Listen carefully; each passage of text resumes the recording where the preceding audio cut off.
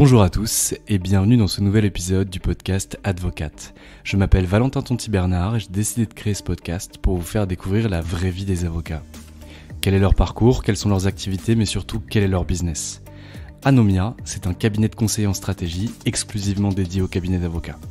Notre objectif est de permettre aux avocats d'atteindre leurs ambitions en utilisant les méthodes de l'entreprise appliquées à la spécificité des cabinets d'avocats.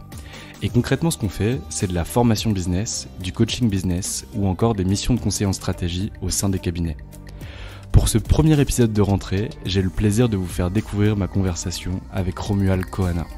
Romuald est avocat associé au sein de son propre cabinet qu'il a fondé il y a quelques années. Dans cet épisode, il vous parle de son parcours, de sa pratique, de sa façon de voir le métier et des contentieux qu'il a pu résoudre. Je ne vous en dis pas plus et je vous laisse découvrir ma formidable conversation avec maître Romuald Kohana. Si ce podcast vous plaît, n'hésitez pas à le partager, à mettre 5 étoiles sur Apple Podcast et à en parler autour de vous. C'est grâce à votre écoute, grâce à votre audience et grâce à vos partages que nous continuons à rendre ce podcast gratuit. Bonne écoute! Eh bien bonjour Romuald Kohana, je suis ravi que tu sois venu nous voir dans nos locaux situés au 89 rue Réaumur à Paris. On se connaît depuis peu de temps et c'est une histoire un peu particulière qui t'a fait me connaître. Un jour tu as croisé mon mentor à Deauville qui t'a donné mon numéro en disant faut que tu l'appelles. T'avais autre chose à foutre que de m'appeler, ce que je comprends parfaitement. Et par le hasard des choses, on s'est eu au téléphone et on a pu échanger. J'ai trouvé que ton parcours était incroyable et du coup je t'ai proposé un podcast. Salut Romuald. Bonjour Valentin, merci de ton invitation. Effectivement, j'ai entendu parler de toi par Jacob Abou, qui m'a vivement conseillé de te rencontrer. J'ai mis le temps, parce que l'emploi du temps est tel que contacter Anomia pour entendre parler d'une nouvelle énième solution pour les cabinets d'avocats, c'était pas ma priorité. Et un jour, j'ai reçu un email d'un de tes collaborateurs auquel j'ai répondu. Et c'est comme ça qu'on a été amené à se rencontrer, effectivement, très rapidement. Et je te remercie de ton invitation pour ce podcast, qui est une première pour moi. Avec grand plaisir, et j'espère que ça sera la bonne. Est-ce que tu peux nous expliquer qui t'es, tu fais quoi, t'étais qui avant de devenir avocat ? Alors qui je suis, Romuald Kohana, avocat qui pratique le contentieux des affaires depuis maintenant 22 ans. Avant de devenir avocat, j'étais un élève et un étudiant en droit. Je ne peux pas dire que j'avais un parcours académique, que j'ai eu un parcours académique qui sort du lot. C'était pas non plus brillant. J'ai obtenu mes années et mes diplômes de manière un petit peu laborieuse, mais à force de persévérance. J'ai fini mes études de droit que j'ai effectuées à Assas en 1995 par une maîtrise. Ensuite, j'ai décidé de passer le barreau direct, que je n'ai pas eu, mais aux oraux, ce qui était quand même rare à l'époque puisque j'avais eu les écrits du premier coup. À la suite de cet échec, et puisque j'avais un an entre guillemets à perdre, j'ai décidé de partir aux États-Unis. Pour changer d'air, non pas pour faire des études, mais pour m'aérer un peu et puis voir autre chose. Donc je me suis installé à Los Angeles. Pendant toute cette année, j'étais serveur dans un restaurant. Et ensuite, je suis revenu pour passer le barreau, que j'ai fini par avoir. Et en même temps, j'ai fait un DEA de droit comparé, qui était nouveau. Et qui permettait d'avoir une coloration internationale. C'est d'ailleurs quelque chose qui avait l'air sur le papier de totalement inutile, mais qui s'avère très utile encore aujourd'hui au quotidien, puisque c'est un peu comparer des systèmes juridiques différents, et en premier lieu les pays de civil law comme le nôtre, ou l'Allemagne, ou les pays d'Europe du Sud, et les pays de common law, comme l'Angleterre et les États-Unis. Donc c'est encore quelque chose qui me sert aujourd'hui. Et à la suite de ça, j'ai obtenu mon CAPA et je suis devenu avocat. Et ma première collaboration, c'était dans un cabinet américain qui n'existe plus aujourd'hui et qui était une très belle maison à l'époque, qui s'appelait Couder Frères. Très clair. Pourquoi tu choisis ce cabinet et qu'est-ce que tu trouves quand tu y vas ? Parce que tu reviens d'un an finalement de service à Los Angeles où tu as vraiment compris la culture travail. Je ne sais pas si tu l'avais déjà pendant tes études, si tu bossais déjà en parallèle. Moi, je trouve ça incroyable les étudiants qui vont bosser pendant leurs études. Et du coup, tu arrives, tu as ton CAPA, tu deviens avocat. Déjà, pourquoi tu choisis ce cabinet et qu'est-ce que tu y fais concrètement ? Alors, d'abord, effectivement, j'ai toujours travaillé pendant mes études par nécessité. Je n'avais pas le choix, donc j'ai toujours eu des petits jobs d'été ou tout au long de l'année à côté de mes études. non seulement je devais, mais surtout je pense que c'est vital pour tout étudiant de se confronter au marché du travail et d'avoir des jobs peut-être un peu difficiles. Serveur, c'est pas un job facile.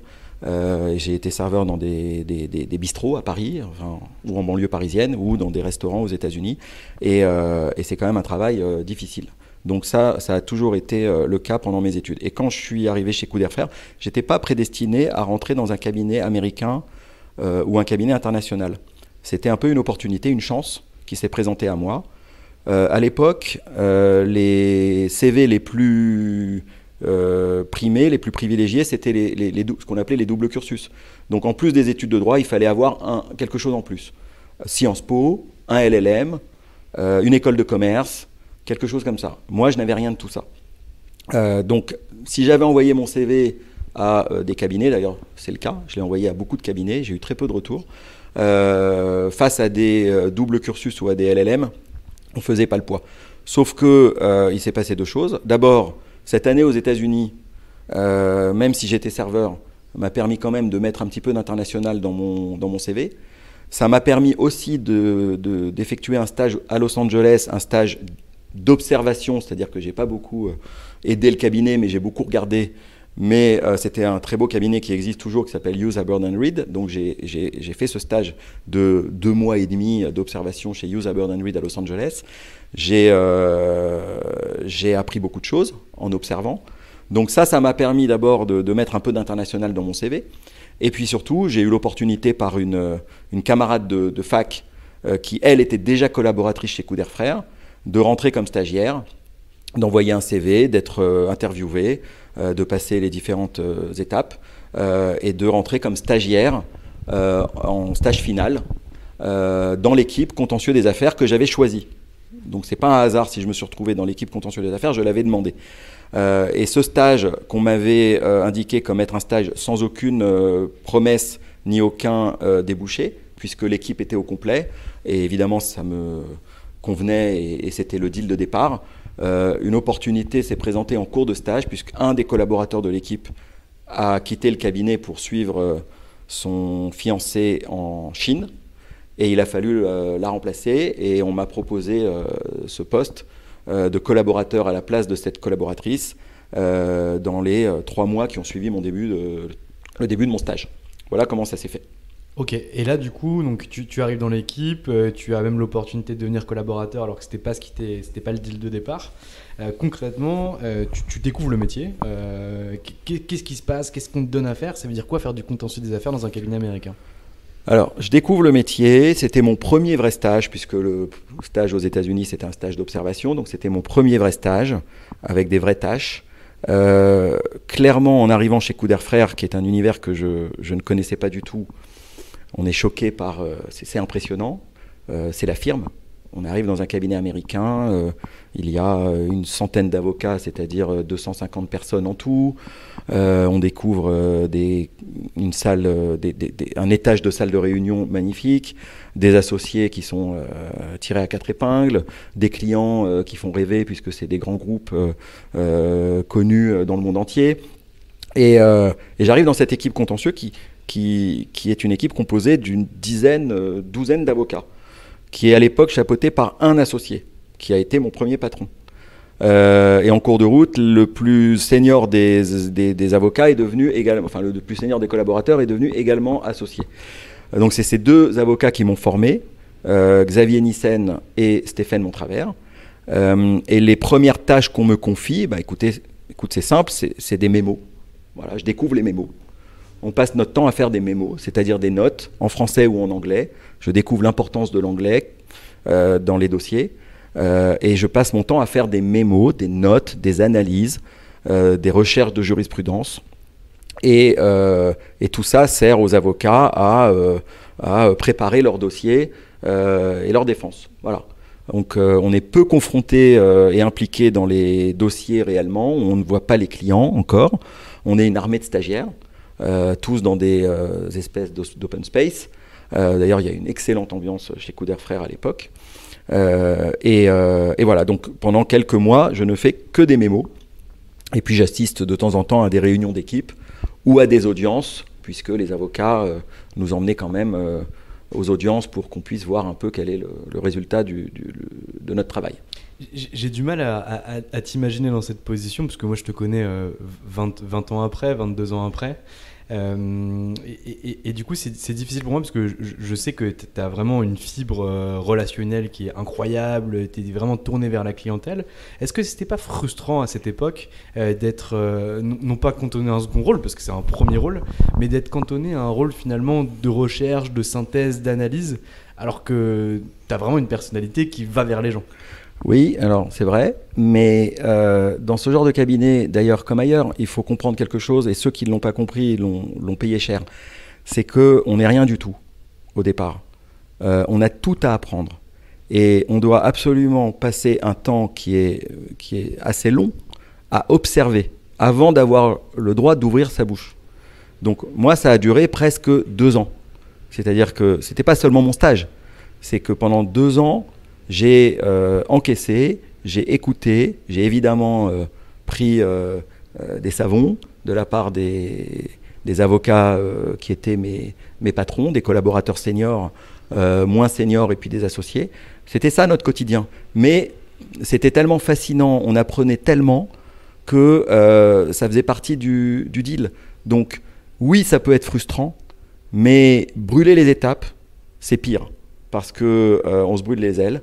Et à la fin, on est écarté ou renvoyé ou pas confirmé, enfin ce que vous voulez. Mais voilà, donc on observe d'abord. C'est un métier dans lequel, et puis les cabinets d'affaires en plus, et les cabinets américains, c'est un métier. C'est des endroits dans lesquels on observe avant de pouvoir se permettre de donner son avis. Très clair. Donc ça dure finalement, c'est hyper intéressant. Donc ça finalement, ça dure 2 ans. Qu'est-ce qui se passe au bout de ces 2 ans ? Alors, alors mon stage dure 6 mois, je suis engagé comme collaborateur, je reviens d'une période de vacances et avec mon CAPA et puis une date de prestation de serment, et là on devient avocat. Donc on change de costume. Faut vraiment faire attention à ne plus être un stagiaire. On devient avocat collaborateur avec beaucoup plus de responsabilités, beaucoup plus de droits aussi, mais beaucoup plus de responsabilités. Donc quand je commence comme collaborateur, je fais ce qu'on me demande. Je rédige ce qu'on me demande de rédiger. Je vais au rendez-vous, aux audiences auxquelles on me demande d'aller. Bref, on est les petites mains des avocats confirmés, des avocats qui sont en charge des dossiers. Là, j'apprends énormément. J'essaye de m'impliquer. Je donne des idées sur des dossiers. Je me souviens qu'une de mes idées a bluffé mon premier patron, quelque chose que personne n'avait vu. Je découvre quelque chose qui a été pour moi un centre d'intérêt pendant toute ma carrière et qui l'est encore, c'est des conflits d'associés familiaux.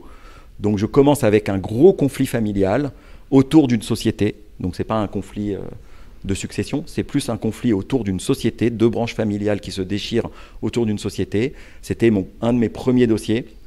J'ai gardé cet intérêt pour les conflits familiaux encore aujourd'hui, parce qu'il y a non seulement un aspect juridique, mais il y a un aspect psychologique qui est fondamental. Donc je découvre ça. J'observe mon patron, je le vois plaider, je le vois négocier. Là, pour le coup, on est beaucoup plus impliqué que quand on est stagiaire. Évidemment, on n'a pas droit à la parole dans les réunions, on parle après. On dit, moi j'aurais dit ça, ou j'aurais pensé ça, etc. Mais pas pendant la réunion, parce qu'on ne peut pas désavouer son boss pendant une réunion devant le client. Ça n'est pas possible et ça fait désordre. Encore aujourd'hui, je le dis à mes collaborateurs. Donc voilà, c'est une période d'observation. Après, il y a un moment où effectivement je commence à tourner en rond et je commence à me plaindre. Je trouve qu'on m'envoie peu plaider des dossiers intéressants. Il y avait des collaborateurs qui avaient toujours les beaux dossiers, et moi, je trouvais qu'on me donnait des dossiers plus... De merde. Tu l'as dit à ma place. Et je me suis plaint, puisque tous les ans, on a une review avec son patron, quand on en a 2 avec ses 2 patrons. Et je dis ça. Je dis, écoutez, je trouve qu'on me donne des dossiers peu intéressants. Maintenant, je crois que j'ai fait preuve de ma patience.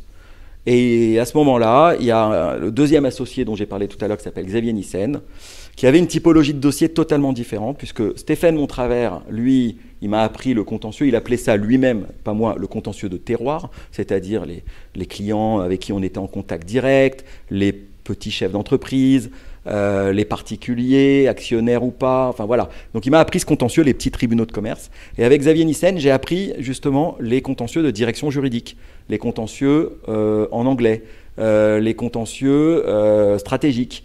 Et il se trouve qu'il y a eu on était en 99-2000, il y a eu une guerre qui a duré 1 an entre les fournisseurs d'accès à Internet de l'époque. Plus aucun n'existe aujourd'hui.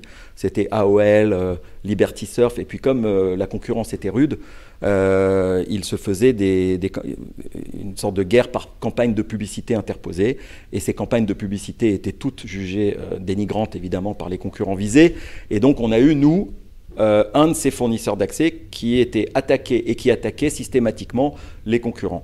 Et donc j'ai été, grâce à Xavier Nissen, intégré dans l'équipe de défense de ce fournisseur d'accès qui était Liberty Surf. Et là, j'ai eu des dossiers fascinants, beaucoup plus sexy, pour des directions juridiques, avec des enjeux stratégiques. On plaidait en référé tous les mois, on avait des négos, et puis ça a duré 1 an comme ça. Là, évidemment, ça a changé totalement ma position au cabinet.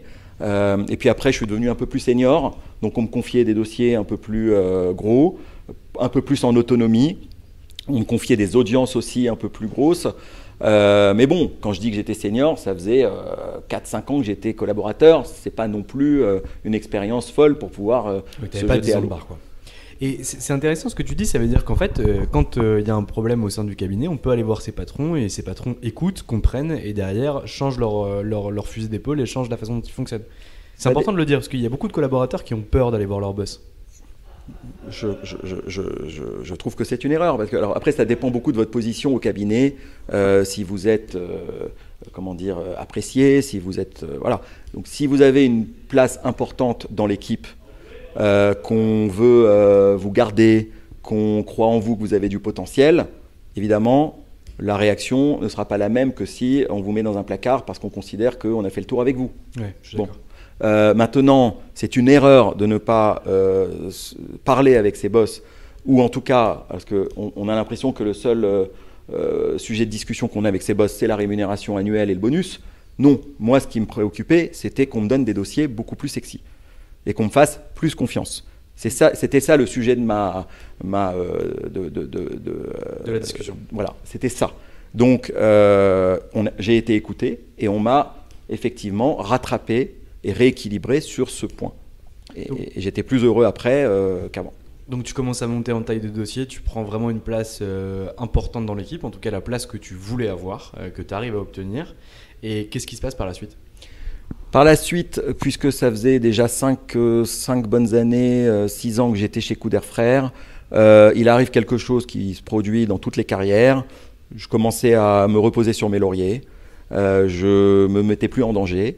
Et je stagnais. Donc, j'en ai arrivé à une conclusion avec mes patrons qu'il était temps peut-être pour moi d'aller voir ailleurs. C'était une très bonne chose. Parce que quand on s'endort trop, à la fin, on n'avance pas et finalement on s'encroute. Et c'est bon pour personne, ni pour les dossiers, ni pour vous, ni pour le cabinet. Et c'est comme ça qu'une nouvelle opportunité s'est présentée.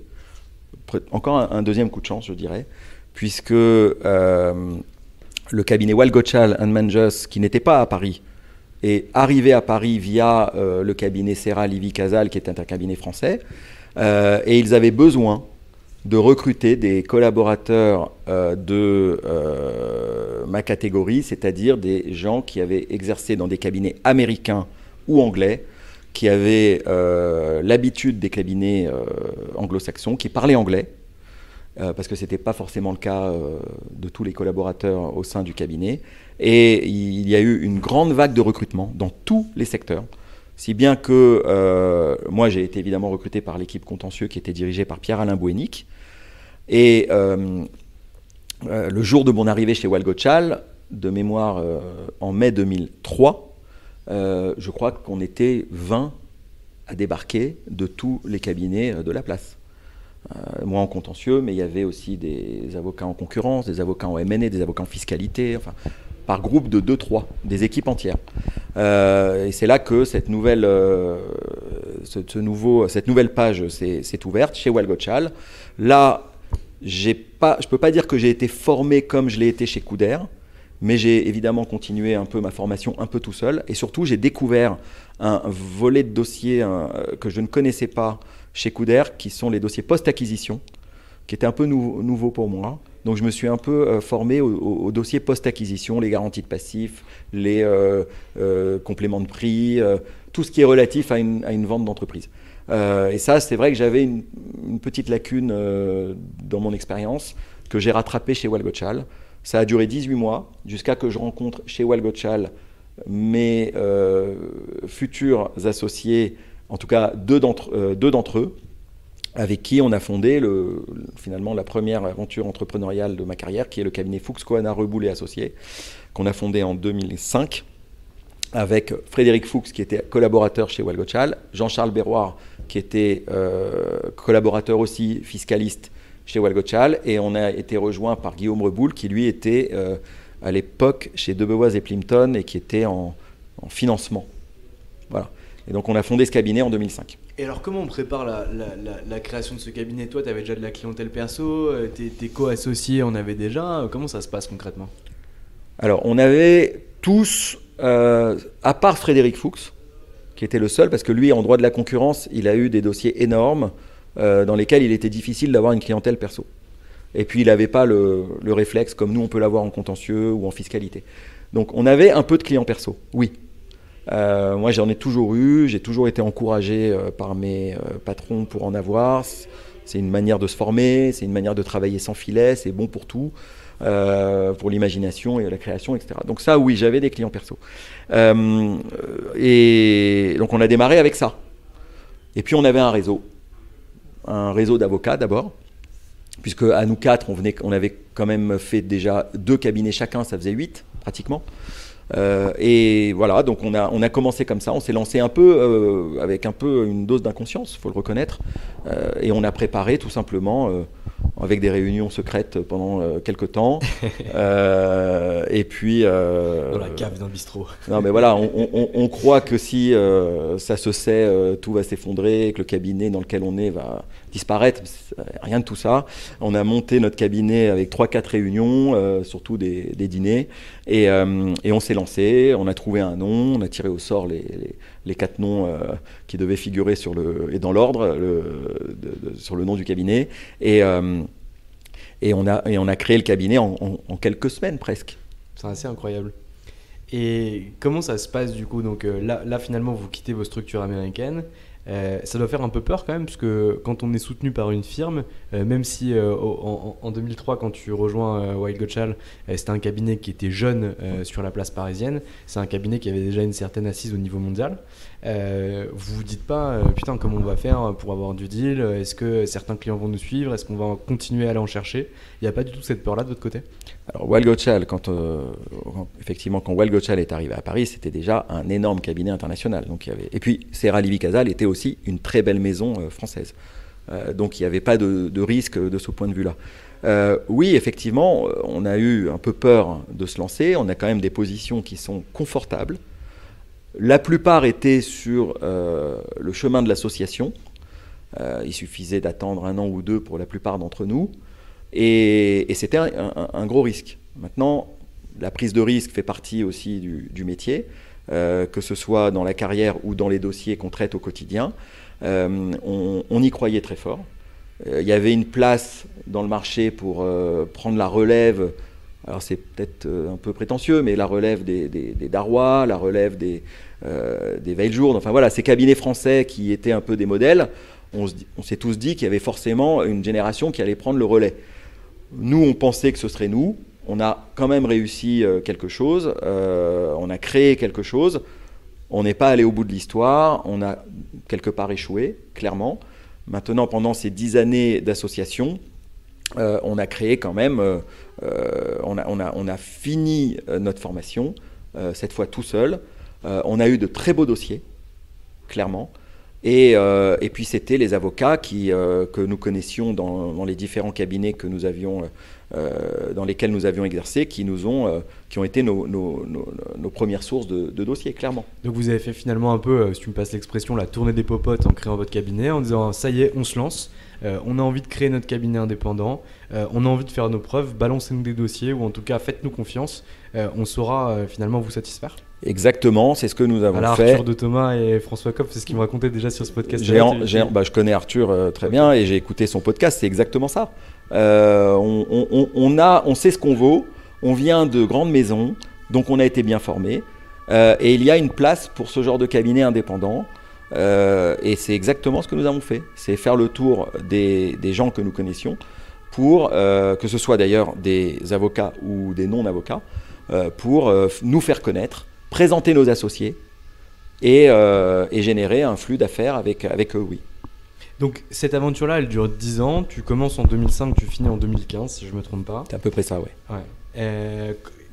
C'est quoi les grandes étapes? Donc vous débutez finalement à 4 associés, vous tirez les noms des cabinets, les noms des avocats qui vont apparaître sur l'entête du cabinet, en tout cas dans l'ordre.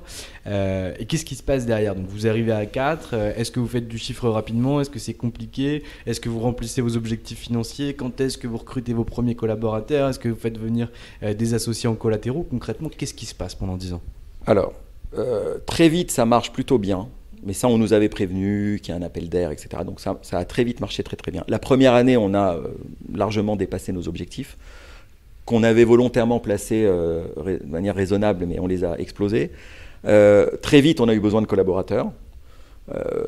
En tout cas, en M&A et en contentieux, ça s'est présenté assez vite. En fiscalité, moins.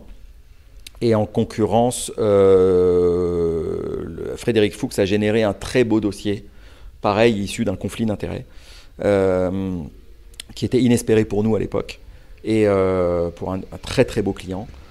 Et puis à l'issue de ce dossier, il avait lui aussi besoin d'un collaborateur. Donc des collaborateurs, ça a été pratiquement au bout d'un an. Des stagiaires, ça c'est tout de suite, mais des collaborateurs au bout d'un an. Ensuite, on a eu, et c'est ce qui fait que notre cabinet n'a pas eu le succès qu'on espérait, on ne s'est pas entendu sur le développement. C'est-à-dire qu'en gros, il y avait 2 écoles au sein du cabinet. Il y a une école qui voulait faire venir des associés aussi, entre guillemets, gros que nous, voire plus forts, plus gros en chiffres, pour booster le cabinet.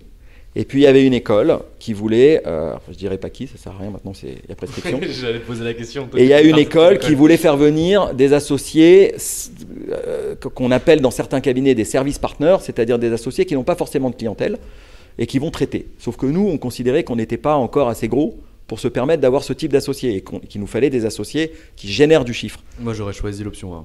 Bah écoutez, j'étais dans cette école, évidemment. On était majoritaire, mais il se trouve que l'un d'entre nous, puisque quand on est 4, il faut une unanimité, sinon ça ne fonctionne pas. Donc voilà, on a quand même fait venir un associé comme on voulait nous, mais c'était pour remplacer l'un des 4 qui nous a quittés, c'est Jean-Charles Berroir.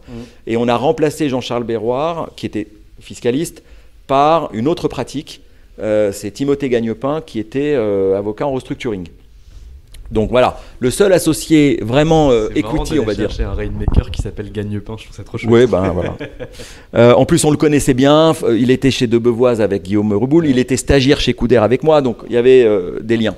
Et donc voilà, c'est le seul associé, entre guillemets, equity, qui est venu nous rejoindre. Les autres associés, c'était des associés qui n'étaient pas au capital, qui avaient le titre d'associé, mais ça n'allait pas plus loin. Et je pense, enfin, on a monté un beau cabinet, mais je pense que notre échec est là.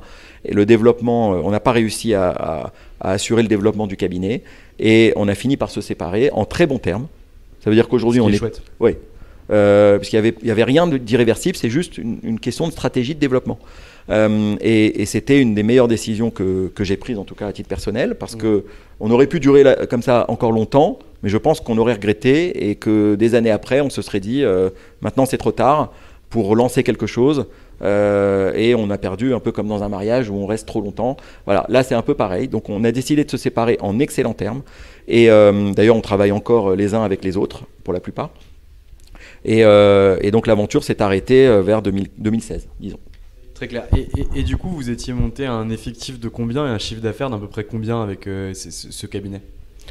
Quand on s'est séparés, on était environ une quinzaine d'avocats. Ok.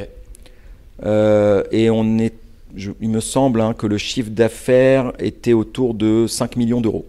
Okay, donc ce qui n'est pas énorme, c'est pas non plus une plaisanterie, mais c'était pas énorme. Ce qui commence quand même à être correct, ça dépend du nombre d'associés, mais on a un ratio à 333 000 oui, de chiffre d'affaires par avocat. C'était à peu près ça. C'était à peu près ça. Dans le top 100 des cabinets d'avocats, donc ça commence à devenir quand même assez sympa.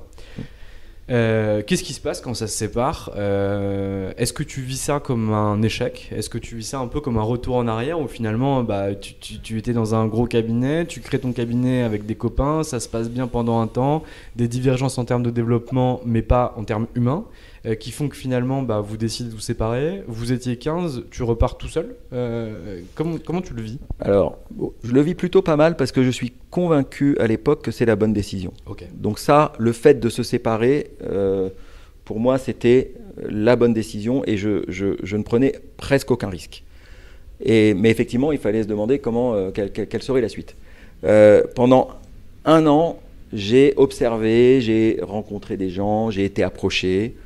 Et finalement, si ça a duré un an, c'est parce que j'hésitais entre rejoindre un cabinet comme ceux que j'avais quittés, c'est-à-dire un cabinet américain, anglais ou international. J'hésitais à remonter un cabinet du même type que celui qu'on avait créé, c'est-à-dire Fuchs Kohana Reboulet Associés, avec toutes les activités du droit des affaires. Donc j'ai approché des avocats qui étaient un peu comme nous, entrepreneurs, pour leur proposer de remonter, entre guillemets, une équipe. Voilà, donc je me suis posé beaucoup de questions, j'ai beaucoup interrogé les gens que je connaissais, mes mentors notamment, ouais.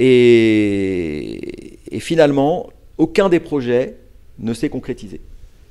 Les discussions sur la création d'un cabinet américain qui n'était pas encore à Paris ont duré éternellement.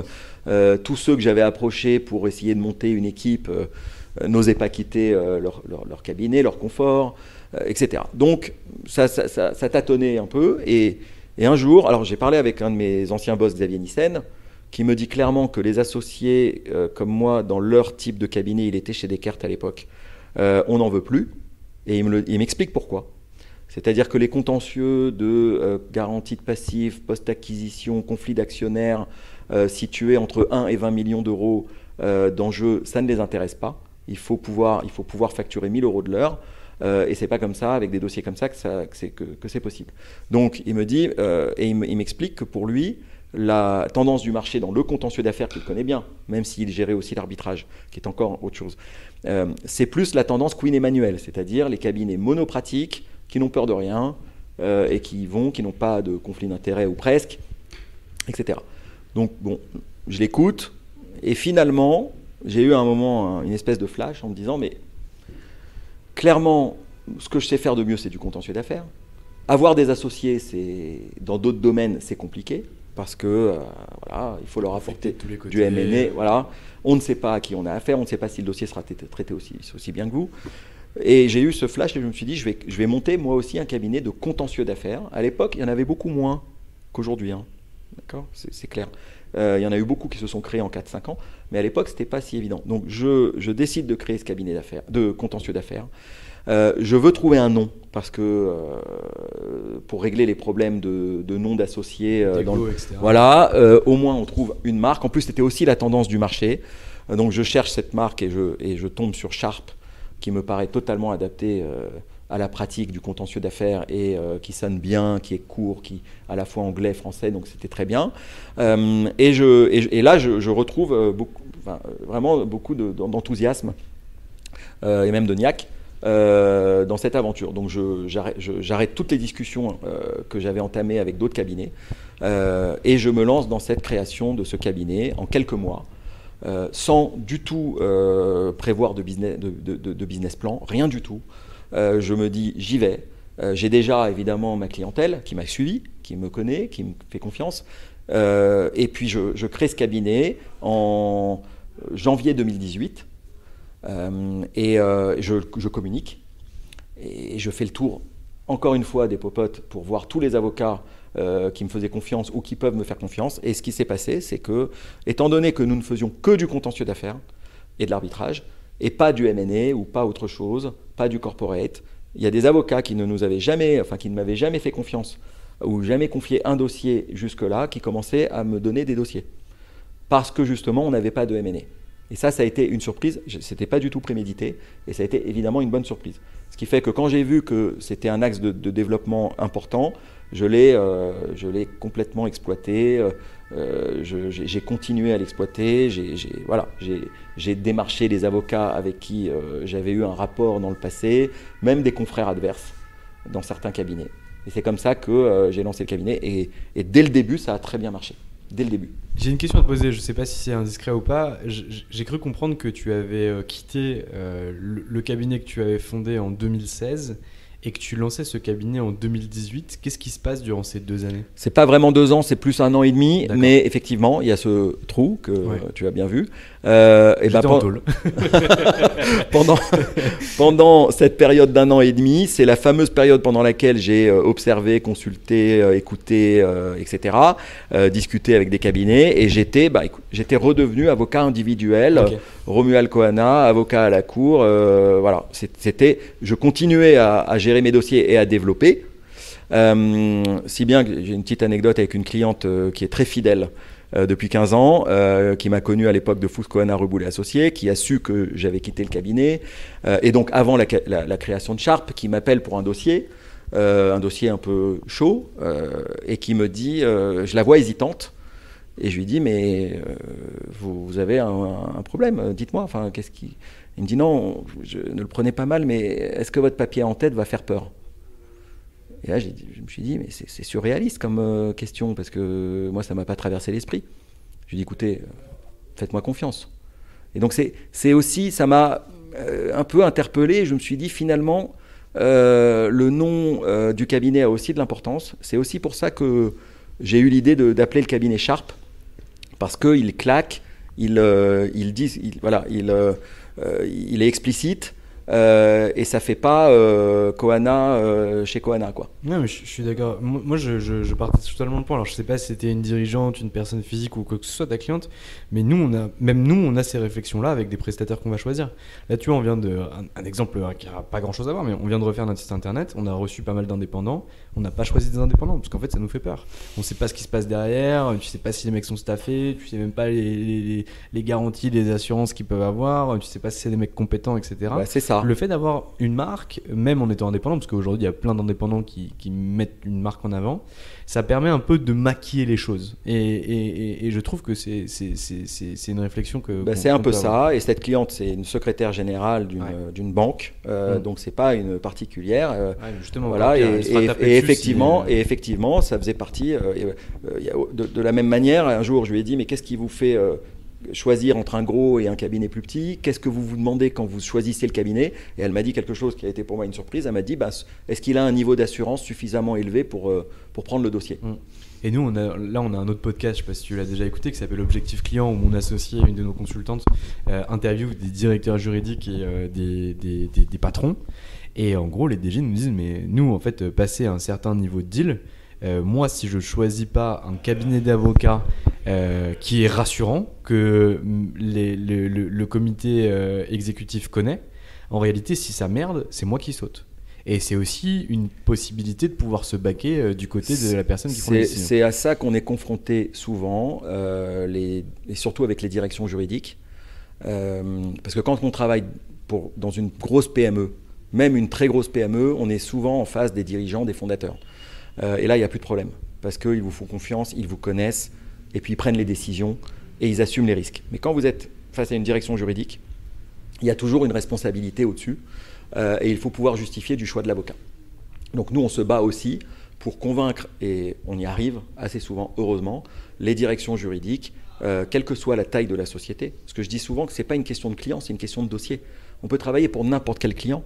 Parfois, il y a des dossiers qui doivent rester entre les mains de certains cabinets et des dossiers qui peuvent arriver dans d'autres cabinets. Mais le client lui-même, ça ne change rien. On peut travailler pour les plus grosses boîtes du CAC 40. Ce n'est pas ça qui compte, c'est de savoir quel type de dossier on vous confie. Parfois, on travaille pour des énormes sociétés étrangères pour leurs activités en France.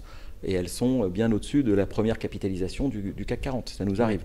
Mais tout dépend des dossiers que tu vas prendre et du positionnement que tu as. Tu ne pourras jamais, par exemple, avoir un contentieux qui nécessite la lecture ou la consommation rapide de, je sais pas, 100 000 pièces. Parce qu'en réalité, aujourd'hui, tu n'as pas les équipes pour pouvoir le faire. Par contre, un contentieux stratégique sur lequel il va falloir venir chercher du jus de cerveau, une technicité particulière par rapport à un enjeu fort d'une entreprise, là, pour le coup, tu serais la bonne personne pour pouvoir intervenir. Complètement. Quel que soit, on a de très beaux dossiers aujourd'hui. Nous, on a une stratégie qui est claire, c'est de trouver une solution au client. Une solution, ça ne veut pas dire forcément aller au bout d'une procédure et gagner. C'est trouver une solution qui allie à la fois l'intérêt du dossier et l'intérêt business. Moi, j'ai entendu des clients, on apprend tous les jours, il n'y a pas plus que 2 ans, dans un dossier qui était un vrai dossier compliqué, mais pas forcément un dossier ultra stratégique. Le dirigeant d'une société qui fait plusieurs centaines de millions d'euros de chiffre d'affaires et de valorisation, dire dans un call avec toute l'équipe et avec son actionnaire majoritaire, j'arrive plus à diriger la boîte parce que ce contentieux m'occupe toute la journée. Ça a été pour moi une leçon. Parce que j'ai vu en direct l'impact qu'un contentieux pouvait avoir sur le business. Et l'actionnaire majoritaire a dit, maître, en parlant à moi, en s'adressant à moi, on arrête tout, vous allez nous trouver une solution et vous allez nous régler ce dossier. Tant pis si ça se règle à des conditions qu'on n'avait pas espérées au départ. Mais là, il y a un enjeu qui dépasse le dossier.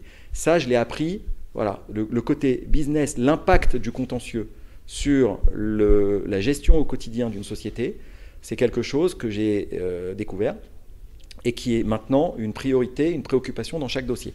Donc mon objectif dans chaque dossier, c'est de trouver une solution rapide au client. Bien sûr, parfois ça n'est pas possible, parce qu'il faut être 2, il y a aussi les parties adverses et les avocats adverses. Donc plus l'avocat adverse est bon et plus on a de chances de trouver une solution. Mais c'est d'abord mon objectif, de trouver une solution rapide. Et pour ça, on met en place des stratégies qui nous permettent d'y arriver, en tout cas d'optimiser les chances d'y arriver. Ouais, c'est un peu, ça m'arrive pas souvent en fait d'avoir des retours des clients avant de recevoir un avocat, donc tu as de la chance, je vais pouvoir te jeter des fleurs. Mais c'est vrai, c'est-à-dire que mon mentor, quand il me dit, parce que je l'ai vu ce week-end avant de te voir aujourd'hui, et je lui dis mais pourquoi tu as choisi ce mec, comment tu l'as connu, etc. Il me dit je sais plus exactement comment je l'ai connu, etc. Mais c'est pas le problème. C'est que j'étais allé voir une dizaine de cabinets d'avocats avant et que c'est le seul mec qui a trouvé une solution intelligente à me proposer. Et pour le coup, lui, contrairement à moi, il est assez avare en termes de compliments. Et là, le fait qu'il m'ait dit ça, j'ai aussi entendu parler de toi chez Pardieu. Et du coup, je suis vraiment content de te rencontrer. Et ce que tu dis, ça me parle. Bah, merci. Donc, je trouve ça assez chouette. Parle-moi un petit peu de ton cabinet aujourd'hui. Donc en 2018, tu poses ta plaque, pas à ton nom, mais du coup au nom du cabinet Sharp. T'es tout seul à l'époque ? Alors non, je commence seul associé, mais avec une collaboratrice que je prends avec moi, que je prends dans mes bagages quand je quitte Fuchs Kohanna Reboulet Associés, qui me suit quand je suis individuel pendant 1 an et demi, Romuald Kohanna avocat, et qui évidemment est avec moi quand on lance Sharp. Cette collaboratrice avec qui j'ai encore de bons rapports finalement quitte le cabinet. Je la remplace par une nouvelle collaboratrice junior qui prête serment à mes côtés en arrivant chez Sharp. Donc elle prend la suite de cette collaboratrice, elle continue les dossiers, elle prend les nouveaux et on travaille à 2 pendant un certain temps. Assez vite, j'ai eu besoin d'un deuxième collaborateur. Donc à ce moment-là, j'ai une vieille collaboratrice que j'avais formée quand elle a prêté serment à l'époque de Fuchs Kohanna Reboulet Associés et qui est partie à Lyon pour exercer le métier d'avocat, mais pour des raisons personnelles, elle a dû aller à Lyon et qui était dans un très très beau cabinet lyonnais, me dit qu'elle voudrait changer et voir autre chose. Donc je lui dis écoute, Le Covid était déjà arrivé. Donc le télétravail était déjà une réalité pour tout le monde. Je lui dis, écoute, on n'y a jamais pensé, mais est-ce que ça te dirait de rejoindre Sharp? En plus, comme elle est très senior, je lui proposais une position de counsel. Mais tu restes à Lyon. On te prend un bureau à Lyon et on travaille en télétravail. Comme tu es très autonome et très senior, ça devrait fonctionner. Elle me dit, après avoir réfléchi, elle me dit, et puis en plus je lui dis, ça permettrait de développer le bassin lyonnais, puisque les clients lyonnais aiment bien travailler avec des avocats lyonnais, ça nous permettrait d'avoir une présence sur place. C'est vraiment le sérail Lyon. Exactement. Donc elle me dit oui, elle commence à nous rejoindre. Elle m'annonce, et ça c'était très clair, qu'en même temps elle compte aussi passer le concours parallèle pour devenir magistrate. Je lui dis, bon, bah, tu me préviens, et si ça arrive, tant mieux pour toi, et au moins je suis au courant, et puis c'est pas grave, on aura fait un petit bout de chemin ensemble. Et puis on se verra en appel. Exactement. Donc voilà, donc Laurie, qui est counsel, me rejoint. Donc j'ai une équipe d'une counsel et d'une junior. Donc l'équipe est plutôt bien pour du contentieux, même pour des gros contentieux. J'ai évidemment des stagiaires et j'ai une assistante. Ensuite, j'ai été mis en relation avec un avocat qui était à l'époque senior counsel chez Stellin et qui était même associé chez Stellin et qui s'ennuie un peu. Donc le courant passe et il nous rejoint comme associé, c'est Léopold Farc et c'est le deuxième associé de Sharp. Qui fait aussi du contentieux, puisque c'est la pratique unique de Sharp, sauf qu'il a une casquette en plus, c'est qu'il aime bien le contentieux des produits défectueux, ce qui n'est pas forcément mon cas. Moi, c'est plus le contentieux d'affaires ou de bilan. Donc, il apporte cette nouvelle corde à notre arc. Et voilà, donc l'équipe aujourd'hui, c'est 2 associés, 2 collaborateurs, dont une counsel et une assistante et des stagiaires. Très clair. Voilà. Donc déjà un beau cabinet d'avocats pour 2 ans d'exercice avec 2 ans de Covid, notamment pour le contentieux. Exactement. Aujourd'hui, c'est quoi les objectifs? T'as travaillé dans des énormes cabinets américains, t'as créé ton cabinet pendant 10 ans, t'es monté jusque 15 personnes, tu crées ta boutique spécialisée en contentieux des AF, tu viens de recruter un nouvel associé, t'as des collaborateurs, le business tourne bien, etc. C'est quoi la suite? La suite, c'est d'abord de continuer à monter en gamme de dossiers avec l'équipe actuelle. Et donc de générer des très beaux dossiers d'affaires. On le voit au fil des ans, les dossiers montent en termes d'enjeux, en termes de technicité. Donc c'est ça mon objectif tous les ans, de monter une nouvelle marche en termes de qualité et d'enjeux. Donc ça c'est à la rigueur mon rapport avec les clients et avec les gens qui nous envoient des dossiers.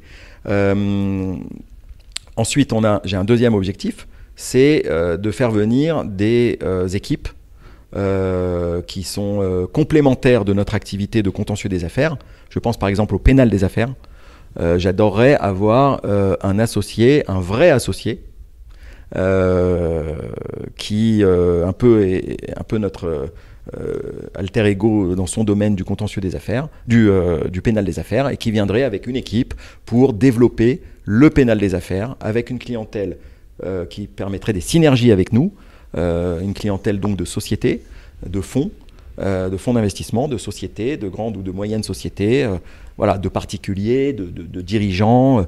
Voilà, ce serait, voilà, moi j'aimerais que Sharp devienne un cabinet, une marque de bonnes pratiques de contentieux et de pénal des affaires, et qu'on dise, quand vous allez chez Sharp, vous avez du très bon travail, ce sont des avocats qui cherchent des solutions, ils ne cherchent pas à faire durer le plaisir, c'est pas le but, ils cherchent à trouver une solution rapide pour que le contentieux, qui est un accident, soit derrière vous le plus vite possible. Voilà, c'est ça mon objectif dans les années à venir. Après, je n'ai pas de plan arrêté. Par exemple, je n'irai sans doute pas voir un chasseur de tête pour lui dire il me faut une équipe en pénal. Je pense que je vais fonctionner plus à l'affect. Voilà, ce sera plus une rencontre dans un dossier ou à une autre occasion qui me mettra en relation avec un associé ou un cabinet qui voudra rejoindre le cabinet Sharp, donc cette marque qui est détachée du nom des associés. Et c'est aussi pour ça que j'ai choisi une marque. Et à terme monter un cabinet de très bonne qualité en contentieux pénal des affaires. Ça peut être aussi une équipe restructuring, parce que le restructuring, c'est judiciaire avant tout. Donc, certes, il y a du M&A, du financement et du social, mais c'est d'abord du judiciaire. Moi-même, le contentieux restructuring, ça me parle et j'en traite beaucoup. Donc voilà, il y a des pôles comme ça d'activités que je verrais bien rejoindre Sharp, comme le pénal des affaires, le restructuring. Ça peut être aussi le contentieux de brevets que j'affectionne particulièrement, même si c'est très particulier, j'en ai déjà eu. Voilà, des pôles de contentieux pour rester un cabinet de contentieux avant tout. Et du coup, avoir des départements par ramification spécifique du contentieux. Exactement. Très clair. Romuald, je t'ai déjà pris pas mal de temps, un peu plus d'1 heure déjà. Ouais, déjà, le temps passe vite quand on s'amuse. C'est ta dernière minute, c'est la minute Romuald Kohana, pour que tu puisses donner un petit mot, je sais pas, à tes équipes, à tes clients, ou tes sponsors, aux gens qui t'ont soutenu, à qui tu veux. C'est la minute Romuald Kohana. Écoute, une minute, Romuald Kohana. Évidemment, je suis très heureux de l'aventure Sharp. Après 20 ans, ça redonne un coup de fouet à une carrière, c'est très sympa. Et c'est des nouveaux challenges que j'adore. Donc, je pense qu'un avocat, ça ne doit pas s'endormir. Il faut que ça soit toujours en danger perpétuel, parce que rien n'est acquis. Évidemment, les gens que je veux remercier, c'est les confrères, parce que il y a deux types de confrères. En contentieux, on se définit aussi par rapport aux confrères adverses. Quand on a en face de soi un très beau cabinet qui débarque, on est content, parce que ça donne au dossier une valeur en plus du dossier lui-même. Donc moi, quand je vois arriver des cabinets comme Bredin, comme Latam, comme Clifford, qui sont un peu les noms que j'ai en face en ce moment, Racine, souvent, ils se reconnaîtront, c'est aussi une manière de se définir dans le marché.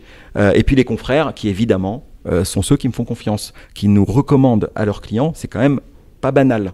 Parce que dire à un client, je ne vais pas pouvoir le faire pour X raisons, mais voilà un cabinet avec qui je travaille d'habitude et qui fera le job, c'est difficile. Parce que le métier d'avocat, c'est la confiance. Elle se construit et elle ne vient pas, elle ne tombe pas du ciel. Donc les confrères qui me recommandent de manière assez récurrente, je ne peux que les remercier. Parce qu'à la fin, en plus, ça devient des amis, et à la fin, on a une relation qui est telle que on se comprend très vite, et ça, c'est assez sympa au quotidien. Et puis, alors, mes collaboratrices, à qui je souhaite bonne chance, parce qu'en plus, elles me quittent toutes les deux en même temps, parce qu'elles vont devenir des directrices juridiques dans des sociétés. Donc elle termine pour l'une le 30 juin et pour l'autre le 15 août, ce qui fait que je suis en train de renouveler l'équipe. J'ai déjà recruté quelqu'un qui va remplacer le poste de junior, et puis je suis encore en discussion et en entretien avec d'autres candidats pour le ou les 2 autres postes, parce que je me pose la question de monter à 3 collaborateurs qui vont, je l'espère, nous rejoindre au cours des mois de septembre à décembre. Moi, je pars toujours du principe qu'il faut être en déséquilibre avant, et si tu te poses la question, c'est qu'il en faut 3 et pas 2. Exactement. Romuald, je te remercie pour le temps que tu m'as accordé. J'ai pris beaucoup de plaisir à échanger avec toi. Moi aussi, merci à toi. J'espère que nos auditeurs en prendront tout autant, et je te souhaite bonne chance. J'espère aussi. Merci Valentin, à très bientôt. Et voilà, c'est fini pour aujourd'hui. J'espère que cet épisode vous a plu. Pour découvrir tous les contenus qu'Anomia propose, vous pouvez vous rendre sur www.anomia.fr.